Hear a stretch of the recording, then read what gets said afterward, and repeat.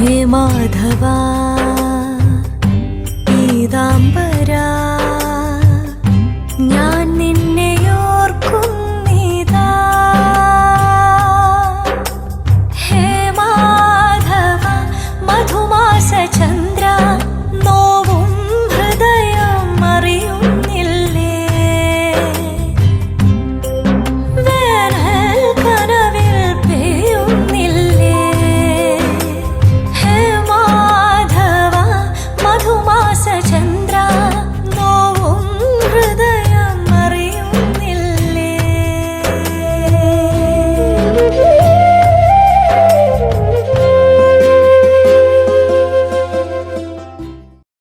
കുറെ നാളായല്ലേ വിസ്മയെ കണ്ടിട്ട്. ഇപ്പൊ ഇങ്ങനത്തെ ആലോചന പറഞ്ഞു കഴിഞ്ഞല്ലേ നമ്മൾ ആ കണ്ണി കാണുന്നത്. ആദർശിന് ഇഷ്ടപ്പെട്ടാൽ നമുക്ക് പ്രൊസീഡ് ചെയ്യാൻ തോന്നുന്നു. ആണോ? അല്ല, എന്നാ പിന്നെ അവനോട് കുട്ടി ഒന്ന് കാണാൻ പറയാമായിരുന്നില്ലേ? ആ, അത് പറയണം. നമുക്ക് നോക്കാലോ. ആ ശരി മഹി, ഞാനിത് പറയാൻ വിളിച്ചതാ. ശരി ചേച്ചി. ആ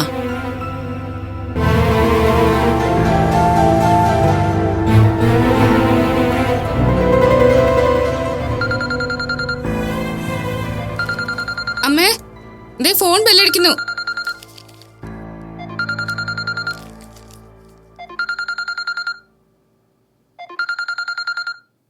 ബീനയോ? ബീന എന്താ എന്നെ വിളിക്കുന്നത്?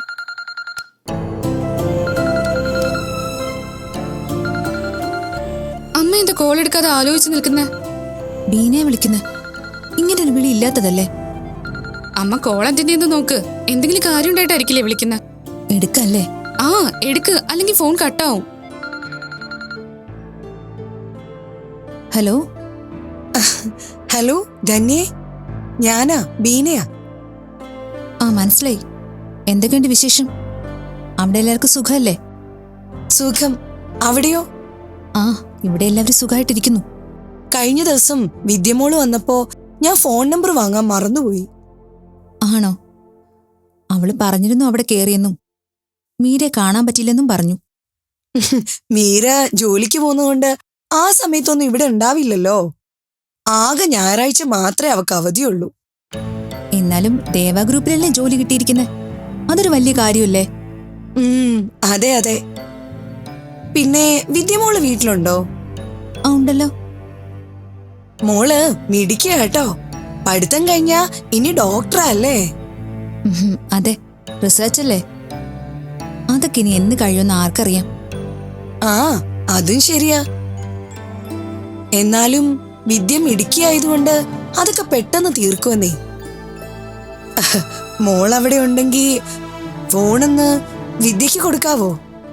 ആ കൊടുക്കാം.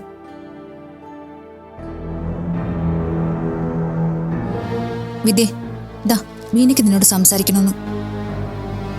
ഹലോ മീനാൻറ്റി. ഹലോ മോളെ, സുഖല്ലേ? അതെ ആൻറ്റി. ഞാനേ അന്ന് മോളുടെ കയ്യിൽ നിന്ന് ഫോൺ നമ്പർ വാങ്ങാൻ മറന്നുപോയി. എന്റെ നമ്പർ മീരയുടെ കയ്യിലും ഹരിയങ്ങളുടെ കയ്യിലും ഉണ്ടല്ലോ. ആണോ? അയ്യോ, ഞാനത് ഓർത്തില്ല. എന്നാ ഞാൻ അവരുടെ കയ്യിൽ നിന്ന് വാങ്ങിച്ചോളാം മോളെ. അത് കുഴപ്പമില്ല ആൻറ്റി.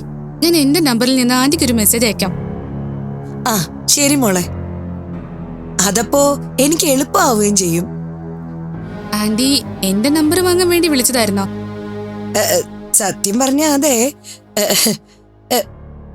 പിന്നെ മോളന്ന് വന്നിട്ട് പോയില്ലേ, അപ്പോ ഫോൺ ചാർജ് ചെയ്യാൻ മുറിയിൽ വെച്ചിട്ട് എടുത്തപ്പോ എന്തെങ്കിലും ബാഗിലോ പേഴ്സിലോ ഫോണിലോ വല്ലതും കുടുങ്ങിയിട്ട് മോൾക്ക് കിട്ടിയായിരുന്നോ? എന്താ ആന്റി, എനിക്ക് മനസ്സിലാവുന്നില്ല. എന്താ കിട്ടിയോന്ന്? എന്താ അത് മോളെ, എന്റെ ഒരു സാധനം കാണാതെ പോയി. അത് മോക്കെങ്ങാനും കിട്ടിയോന്ന് അറിയാനായിട്ട് ചോദിച്ചതാ. ഇല്ല ആന്റി, എനിക്കൊന്നും കിട്ടിയില്ല. അല്ല, എന്താ കാണാതെ പോയത്?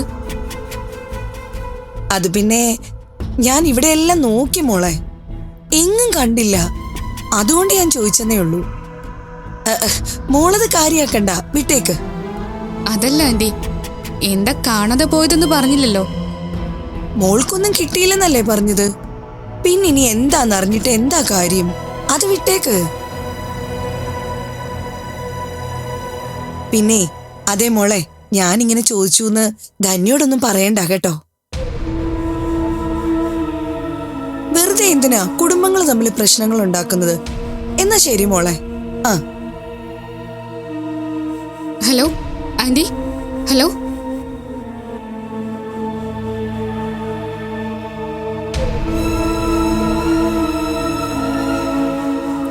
ബീന എന്താ നിന്നോട് ചോദിച്ചത്? ആ എനിക്കൊന്നും മനസ്സിലായില്ല. മനസ്സിലാവാതിരിക്കാൻ അവളെന്താ നിന്നോട് സംസ്കൃതത്തിലാണോ സംസാരിച്ചത്? അതല്ല അമ്മേ, ആന്റി ഒന്ന് വ്യക്തമാകാത്ത രീതിയിലാ പറഞ്ഞത്. നിന്നെ എന്തോ കാണാതെ പോയെന്നൊക്കെ നീ ചോദിക്കുന്നത് കേട്ടല്ലോ. അത് പിന്നെ അമ്മേ, നിന്ന് ഉരുണ്ട് കളിക്കാതെ കാര്യം പറ വിദ്യേ. ഒന്നും ഇല്ലാതെ ബീനെ വിളിക്കില്ല. ഇത്രയും വർഷമായിട്ട് വിളിയില്ലായിരുന്നു. ഇന്ന് പെട്ടെന്നൊരു സ്നേഹം പൊട്ടിമുളയ്ക്കാനും മാത്രം സംഭവങ്ങളൊന്നും ഉണ്ടായിട്ടുമില്ല. നീ സത്യം പറ, എന്താ സംഭവം? അവള് കാര്യം എന്താന്ന് എന്നോട് പറയണ്ടെന്നാ മറ്റോ പറഞ്ഞോ? അങ്ങനെ പറഞ്ഞു കാണും. അല്ലെങ്കിൽ നീ ഇങ്ങനെ നിന്ന് പരിങ്ങേണ്ട ആവശ്യമില്ലല്ലോ. എന്താന്ന് പറഞ്ഞേ? അല്ലെങ്കിൽ നീ ഇന്ന് എന്റെ കയ്യിൽ നിന്ന് മേടിക്കും. അമ്മ, അത് ആന്റി എങ്ങും തൊടാതെയാ സംസാരിച്ചത്. ആന്റിയുടെ എന്തോ കാണാതെ പോയി, അതെനിക്ക് കിട്ടിയെന്ന് മാത്രമേ ചോദിച്ചുള്ളൂ. അവളുടെ എന്ത് കാണാതെ പോയി? അത് പറഞ്ഞില്ല. അത് പറയാതെ എങ്ങനെ നീ അറിയുന്നേ? അതാ ഞാനും ചോദിച്ചത്. അപ്പൊ നിനക്കൊന്നും കിട്ടിയില്ലല്ലോ, സാരമില്ല, അത് മറന്നേക്കാൻ പറഞ്ഞു. അങ്ങനെ പറഞ്ഞാൽ എങ്ങനെ ശരിയാവും? എന്താ തന്നെ, എന്താ പ്രശ്നം? മനോജേട്ടാ, ഇന്നിപ്പോ ഒരു സംഭവം ഉണ്ടായി. വർഷങ്ങളായിട്ട് ഒരു മിണ്ടാട്ടോ ഇല്ലാതിരുന്ന ബീന ഇപ്പൊ എന്നെ ഫോണിൽ വിളിച്ചു. ആ, അത് വിദ്യ അവിടെ ചെന്നില്ലേ, അതിന്റെ ആയിരിക്കും. അല്ലെങ്കിൽ ബീനയ്ക്ക് പണ്ടേ പിണക്കമൊന്നും ഇല്ലായിരുന്നല്ലോ. നീയല്ലേ ബീന എന്തോ നന്ദികേട് കാണിച്ചു എന്ന് പറഞ്ഞ് പിണങ്ങി നടക്കുന്നത്. ഓ, അതും ഇപ്പൊ എന്റെ കുറ്റാണല്ലേ? ഇവിടെ ഇപ്പൊ അതല്ല പ്രശ്നം. പിന്നെ എന്താ? ഇവൾ അവിടെ ചെന്നപ്പോ ബീനയുടെ എന്തോ കാണാതെ പോയി. അത് കിട്ടിയോന്ന് ചോദിക്കാനാ ബീന വിളിച്ചത്. എന്റെ ഫോണിൽ വിളിച്ചിട്ട് ഫോൺ വിദ്യക്ക് കൊടുക്കാൻ പറഞ്ഞു. എന്നിട്ട് ചോദ്യവും പറച്ചിലും കഴിഞ്ഞിട്ട് എന്നോട് പറയണ്ടെന്നൊരു ഉപദേശവും. ഈ വിവരം മനഃപൂർവ്വം എന്നെ അറിയിക്കാനും അപമാനിക്കാനും വേണ്ടി തന്നെയാ അവൾ എന്റെ ഫോണിൽ വിളിച്ചത്. അല്ലമ്മേ, ആന്റിയുടെ കയ്യില് അമ്മയുടെ നമ്പരേ ഉള്ളൂ, എന്റെ നമ്പർ ഇല്ല. അതൊക്കെ അവളുടെ നമ്പറാന്നേ. അതൊന്നും നിനക്ക് മനസ്സിലാവില്ല, പക്ഷെ എനിക്ക് മനസ്സിലാവും. ആ നമ്പർ ഇങ്ങോട്ട് വേണ്ട. അവൾക്ക് നിന്നെ വിളിക്കാൻ നിന്റെ ഫോൺ നമ്പർ കിട്ടാൻ ഒരു ബുദ്ധിമുട്ടും ഇല്ല. ഹരിയുടെ കയ്യിലില്ലേ? സൂരജിന്റെ കയ്യിലില്ലേ? അതൊന്നും വേണ്ട, ഫാമിലി ഗ്രൂപ്പിലുണ്ടല്ലോ. അവൾക്ക് നമ്മുടെ കുടുംബമായിട്ട് ബന്ധമൊന്നും ഇല്ലെങ്കിലും മീര സ്നേഹത്തിന്റെ പേരിൽ അവളെയും കൂട്ടിയിട്ടുണ്ടല്ലോ. അത് ശരിയാണല്ലോ. അവളുടെ ബുദ്ധിയും ചിന്ത എന്താന്ന് എനിക്ക് നന്നായിട്ടറിയാം. അതവിടെ നിൽക്കട്ടെ. ബീനയുടെ എന്താ കാണാതെ പോയത്? അത് പറഞ്ഞില്ല അച്ഛാ. എനിക്ക് അവിടെ നിന്ന് എന്തെങ്കിലും കിട്ടിയോന്ന് മാത്രമേ ചോദിച്ചുള്ളൂ. അവളുടെ ഒന്നും കാണാതെ പോയിട്ടുണ്ടാവില്ല. കുറെ നാളുകൂടി എന്റെ മോൾ അവിടെ ഒന്നും ചെന്നു. അതവൾക്ക് രസിച്ചില്ല. എന്നാ പിന്നെ ആ അവസരം മുതലാക്കി എല്ലാരും ഒന്ന് നാണം കെടുത്താന്ന് കരുതിയിട്ടുണ്ടാവും. അതാ ഇപ്പൊ ഈ വിളിയും പറച്ചിലൊക്കെ ഉണ്ടായ. എന്തൊക്കെയാ തന്നെ പറയുന്നേ? അങ്ങനെയൊക്കെ ആരെങ്കിലും ചെയ്യൂ? ചെയ്യും, ബീന ചെയ്യും. അത് നിങ്ങൾക്ക് ഇതുവരെ മനസ്സിലായില്ലേ? അതോ എന്നേക്കാൾ നന്നായിട്ട് നിങ്ങൾക്ക് ബീനയുടെ മനസ്സറിയാമോ? ബീന അങ്ങനെ ചെയ്യില്ലാന്ന് നിങ്ങൾക്ക് ഉറപ്പുണ്ടോ? നീ എന്താ ഇങ്ങനെ പറയുന്നേ? തന്നെ അനാവശ്യം പറയുന്നതിന് ഒരു അതിരില്ലേ? അവൾ നമ്മളെ അപമാനിക്കാൻ മനഃപൂർവ്വം പറഞ്ഞുണ്ടാക്കിയതാ ഈ കാണാതെ പോകല്. ഇത് വെറുതെ വിട്ട ശരിയാവില്ല മനോജേട്ടാ. ഇപ്പൊ തന്നെ ഹരിയുടെ വീട്ടിൽ പോണം. എന്താ കാര്യമെന്ന് എനിക്ക് അവളുടെ മുഖത്ത് നോക്കി ചോദിക്കണം.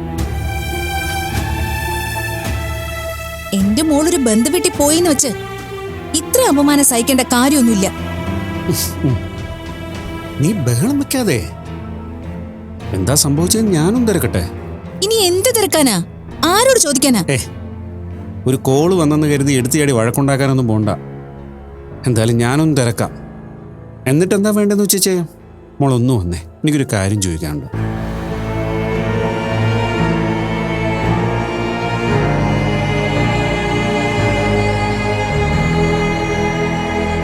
അമ്മേ, അമ്മേ. ആ വന്നോ? പോയി കുളിച്ചിട്ട് വാ, ഞാൻ ഭക്ഷണം എടുത്തു വെക്കാം. എനിക്ക് വേണ്ട, ഞാൻ കഴിച്ചു. അമ്മയുടെ മാല കാണാതെ പോയത് തിരിച്ചു കിട്ടിയോ? ഇല്ല. ഹരിയച്ചൻ എന്നെ ഫോണിൽ വിളിച്ച് ഞാനത് എടുത്തുകൊണ്ട് പോയി പണയം വെച്ചോ വിറ്റോ എന്ന രീതിയിലേക്കാണ് സംസാരിച്ചത്. നീ അതൊന്നും കാര്യാക്കണ്ട. മക്കളെടുക്കില്ലെന്ന് അമ്മയ്ക്കറിയാലോ. മുംബൈ കിടന്നു ചെല്ല്. എന്നാലും ഹരിയച്ചൻ അങ്ങനെ പറഞ്ഞപ്പോ അമ്മ അടുത്തുണ്ടായിരുന്നില്ലേ? എന്നോടങ്ങനെ സംസാരിക്കാൻ പാടില്ല എന്ന് അമ്മയ്ക്ക് പറഞ്ഞുകൂടായിരുന്നോ? എന്താ സൂരജിന്റെ പ്രശ്നം? പ്രശ്നം ഇനി ഞാൻ പറഞ്ഞാലേ ഹരിയച്ചൻ മനസ്സിലാവുള്ളൂ. എന്തായാലും എന്നെ വിളിച്ച് ആ രീതിയിൽ സംസാരിച്ചത് ശരിയാണോ തെറ്റാണോ? സൂരജിന് എന്താ തോന്നുന്നത്? അത് തെറ്റാണ്. ഹരിയച്ചൻ ചെയ്തത് വലിയ തെറ്റാണ്. എന്റെ ഭാഗത്തുനിന്ന് പല വിധത്തിലുള്ള പ്രശ്നങ്ങളും ഉണ്ടായിട്ടുണ്ട്. പക്ഷേ ഇത് ഞാൻ മനസ്സിൽ പോലും ചിന്തിക്കാത്ത കാര്യമാണ്. ചെയ്യാത്ത തെറ്റിന് ഒരാളെ പഴി പറയുമ്പോഴും അയാളെ ശിക്ഷിക്കുമ്പോഴും എന്തുമാത്രം സങ്കടവും വേദനയും അയാൾക്കുണ്ടാവുമെന്ന് നിങ്ങൾക്ക് പറഞ്ഞാൽ മനസ്സിലാവില്ല. പോട്ടെ മോനെ, നീ വിഷമിക്കണ്ട. ഹരിയേട്ടൻ അപ്പോഴത്തെ ഓരോ തോന്നലിന് അങ്ങനെയൊക്കെ പറഞ്ഞു പോയതാ. നീ അതങ്ങ് വിട്ടുകളാ. അമ്മയ്ക്ക് അങ്ങനെയൊക്കെ പറയാം. എന്റെ മനസ്സിൽ നിന്ന് അതങ്ങനെ പെട്ടെന്നൊന്നും പോവില്ല. ഞാനിപ്പോ എന്താ വേണ്ടത്? സൂരജിനോട് മാപ്പ് പറയണോ, അതോ തെറ്റേറ്റു പറഞ്ഞ് കാല് പിടിക്കണോ? കളിയാക്കണ്ട. ചെയ്തത് തെറ്റായി പോയെന്ന് മനസ്സിൽ എവിടെയെങ്കിലും ഒരു തോന്നലുണ്ടായാൽ മതി. ഹരിയച്ചൻ ചിന്തിക്കുന്നതും ചെയ്യുന്നതും ശരി മാത്രമാണെന്നൊരു തോന്നലുണ്ടല്ലോ, അത് ശരിയല്ലെന്ന് മനസ്സിലാക്കാനെങ്കിലും ഒന്ന് ശ്രമിച്ചാൽ മതി. അല്ലാതെ എന്നോട് ക്ഷമയൊന്നും ചോദിക്കണ്ട. ഞാൻ കിടക്കാമ. Good night.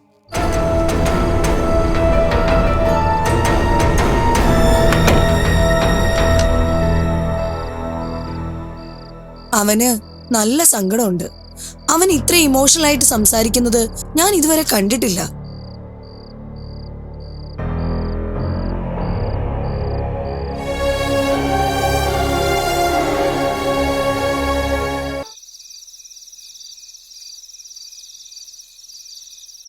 ബീനെ വിളിച്ചതൊന്നും കാര്യാക്കണ്ട. ഹരി ആ കാര്യം അറിഞ്ഞിട്ട് പോലും ഉണ്ടാവില്ല. പിന്നെ വിദ്യയെക്കുറിച്ച് നമുക്കറിയാവുന്നതല്ലേ. പാവം, മീരി ഒന്ന് കാണാവല്ലോന്ന് കരുതിയായിരിക്കും അവൾ അങ്ങോട്ട് ചെന്നത്. വിദ്യ അടുത്തുള്ള ഒരാളെ റിസർച്ചിന്റെ ഭാഗമായിട്ട് കാണാൻ പോയതാ. അന്ന് സമയം ഇഷ്ടം പോലെ ഉണ്ടായിരുന്നതുകൊണ്ട് മീരെ ഒന്ന് കണ്ടിട്ട് വരാലോ, അല്ലെങ്കിൽ ചുമ്മാ ഒന്ന് കയറി ഒരു ഹായ് പറഞ്ഞിട്ട് വരാലോ എന്ന് കരുതി കയറിയതാ. ഇങ്ങനെയൊക്കെ ആവൂന്ന് അവൾ ഒരിക്കലും കരുതിയില്ല. ബീനയുടെ സ്വഭാവം അറിയാലോ. ധന്യയുടെ ഒപ്പത്തിനൊപ്പം അവള് നിൽക്കും. അവര് തമ്മിലൊരു സംസാരം ഉണ്ടാവാതെ നോക്കണം. അങ്ങനെ വന്നാ ആവശ്യമില്ലാത്ത പല പ്രശ്നങ്ങളും ഉണ്ടാവും. അതിനിടയില് നീ ഹരിയും പെട്ടുപോരുത്. ആവശ്യമില്ലാത്ത വാക്കുകൾ പരസ്പരം സംസാരിക്കേണ്ടി വന്നാ അത് ബന്ധങ്ങൾ അകലാൻ കാരണമാവും. ഇല്ലമ്മേ, അങ്ങനെയൊന്നും സംഭവിക്കില്ല. ധന്യയെക്കുറിച്ചും ബീനയെക്കുറിച്ചും എനിക്ക് ഹരിക്ക് നന്നായിട്ട് അറിയാവുന്നതല്ലേ. എന്ത് കാര്യമാണെങ്കിലും സമാധാനത്തോടെ പറഞ്ഞു തീർക്കണം. അതിനുശേഷം ധന്യോട് കാര്യങ്ങൾ പറഞ്ഞാൽ മതി. അത്രേ ഉള്ളൂ. ഞാനും അങ്ങനെ തന്നെ മനസ്സിൽ ചിന്തിച്ചു വെച്ചിരിക്കുന്നത്. അല്ല, നീ ഹരിയെ വിളിച്ചിരുന്നോ? ഇല്ലമ്മേ, ഹരിയെ നേരിട്ട് കണ്ട് സംസാരിക്കുന്നതാണ് നല്ലതെന്ന് തോന്നുന്നു. ഫോണിലൂടെ ആണെങ്കിൽ എന്നോടൊന്നും പറയാതെ ഒഴിഞ്ഞു മാറും. നേരിട്ടാണ് സംസാരിക്കുന്നതെങ്കിൽ എല്ലാം ഞാൻ പറയിപ്പിച്ചെടുത്തോളാം. അമ്മ പറഞ്ഞ പോലെ ബീനെ വിളിച്ച് സംസാരിച്ച കാര്യം ഹരി അറിഞ്ഞുപോലും കാണില്ല. അല്ലെങ്കിൽ ഹരി എന്നെ വിളിക്കേണ്ട സമയം കഴിഞ്ഞു. പാവ ഹരി, മീരയ്ക്കൊരമ്മയെ കിട്ടാൻ വേണ്ടിയാ ബീനെ കല്യാണം കഴിച്ചത്. അന്ന് ഞാൻ വീണു പോയില്ലായിരുന്നെങ്കിൽ മീര ഇപ്പോഴും എന്റെ കൂടെ തന്നെ ഉണ്ടായിരുന്നേനെ. അങ്ങനെയായിരുന്നെങ്കിൽ ഹരിക്ക് മറ്റൊരു വിവാഹത്തെക്കുറിച്ച് ചിന്തിക്കുകയോ ഇത്രയും പ്രശ്നങ്ങൾ നേരിടേണ്ടി വരികയോ ചെയ്യില്ലായിരുന്നു. അങ്ങനെയല്ല അമ്മേ, ഹരി മറ്റൊരു വിവാഹം കഴിച്ചത് നന്നായെന്ന് എനിക്ക് തോന്നുന്നു. അല്ലെങ്കിൽ ഹരിക്ക് ബിസിനസ്സിൽ ഇത്രയും ശ്രദ്ധിക്കാനോ ഉയരാനോ സാധിക്കില്ലായിരുന്നു.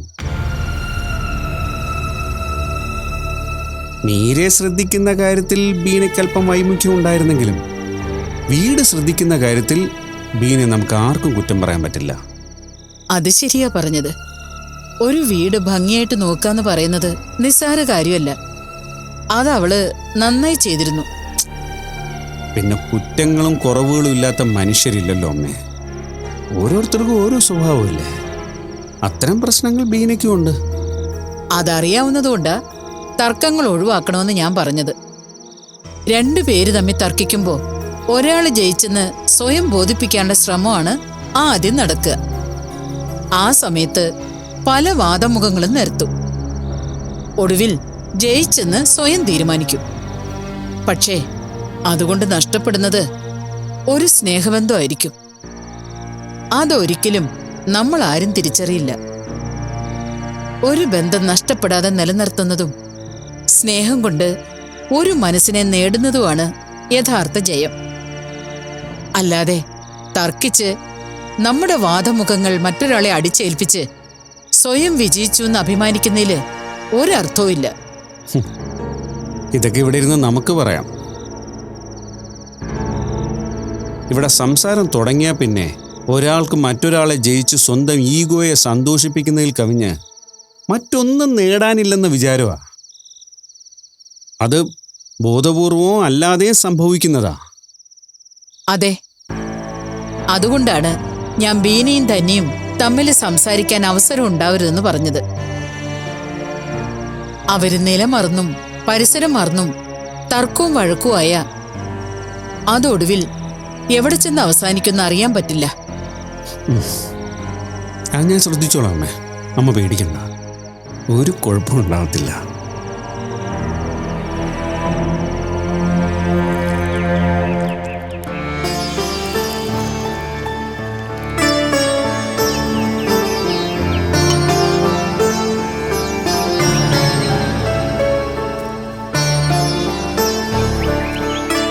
ആ നീരെന്താ മാല കെട്ടുക? സന്ധ്യക്ക് ചാർത്താനുള്ള മാലയാ. ഇപ്പോഴേ കെട്ടിവെച്ചാ വാടിപ്പോയില്ലേ? ഇല്ല, വെള്ളം തളിച്ചിട്ട് വെച്ചാ മതി, വാടാതിരുന്നോളൂ. ഭഗവാന്റെ മാല വാടാതിരിക്കട്ടെ.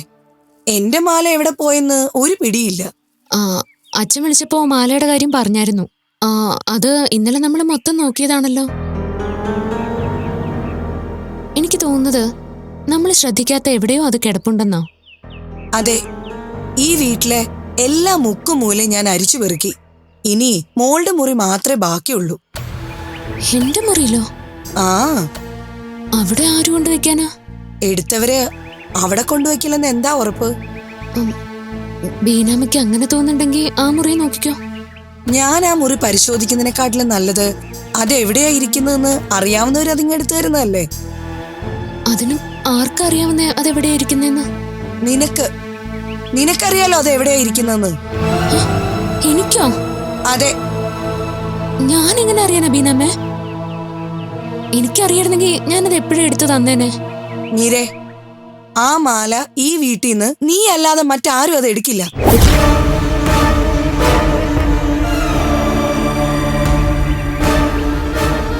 വെറുതെ എന്റെ മുന്നിൽ നിന്ന് നാടകം കളിക്കാതെ മര്യാദക്ക് എന്റെ മാല ഇങ്ങെടുത്ത് തരുന്നുണ്ടോ? സത്യമായിട്ട് എനിക്കറിയില്ല ബീനാമ്മേ. മതി, നിന്റെ നാടകമൊന്നും എന്റെ മുന്നിൽ വേണ്ട. നീ അലമാരയൊന്ന് തുറന്നേ, ഞാനൊന്ന് നോക്കട്ടെ. എന്റെ അലമാരയില് ബീനാമ്മയുടെ മാല എങ്ങനെ വരാനാ? ബീനാമ്മ അലമാരയോ എന്റെ മുറിയിലെ ഓരോ സാധനം എടുത്ത് ചെക്ക് ചെയ്ത് ഉറപ്പ് വരുത്തിക്കോ. എനിക്കൊരു കുഴപ്പമില്ല. ഓ, അത് ശരി. അപ്പോ നീ ആ മാല മറ്റെവിടെയോ ആണ് ഒളിപ്പിച്ചു വെച്ചിരിക്കുന്നത് അല്ലേ? ഓഫീസ് ഇല്ലാത്തപ്പോ 24 മണിക്കൂറും നീ പൂജാമുറിയിലാണ് കയറിയിരിക്കുന്നത്. അതിനകത്ത് എവിടെയെങ്കിലും ഒളിപ്പിച്ചു വെച്ചിട്ടുണ്ടാവും. പൂജാമുറിയിലെ ഭഗവാൻ മാത്രമേ ഉള്ളൂ. ബീനാമ്മയ്ക്ക് സംശയം ഉണ്ടെങ്കിൽ അവിടെയും കയറി നോക്കിക്കോ.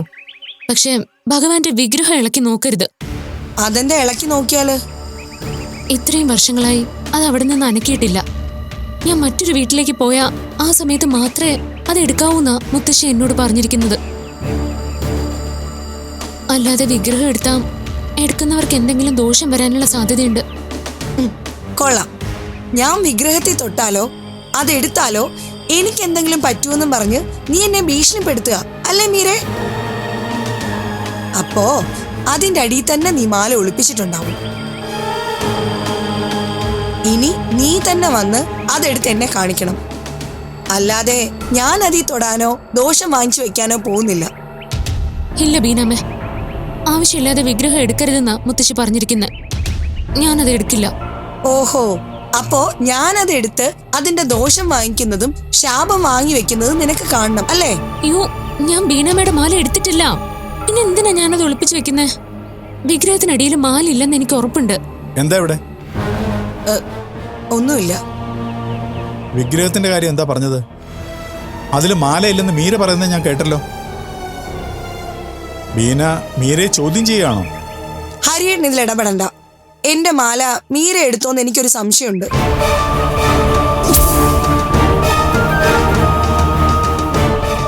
മീര ആ മാല എടുത്ത് വിഗ്രഹത്തിന്റെ അടിയിൽ ഒളിപ്പിച്ചു വെച്ചിരിക്കുക. ബീന അനാവശ്യം പറയരുത്. മീര എന്തിനാ ബീനയുടെ മാല എടുക്കുന്നത്? അത് മീരയോട് തന്നെ ചോദിക്കണം. ശരി, മീര ആ മാല എടുത്തിട്ടില്ലെങ്കിൽ ഇവക്ക് ആ വിഗ്രഹം എടുത്ത് കാണിക്കാൻ എന്താ ഇത്ര വലിയ മടി? ആ വിഗ്രഹത്തിന് പിന്നിൽ ഒരുപാട് വിശ്വാസങ്ങളും കഥകളും ഉണ്ട്. അതിൽ കുറെയൊക്കെ ഞാൻ തന്നോട് പറഞ്ഞിട്ടുള്ളതല്ലേ. അത് ഞാൻ പറഞ്ഞു വെച്ചാ. അതിവിടുന്ന് കൊണ്ടുപോകാനല്ലാതെ വിഗ്രഹം എടുക്കരുതെന്ന് മുത്തശ്ശി എന്നോട് പറഞ്ഞിട്ടുള്ളതാ.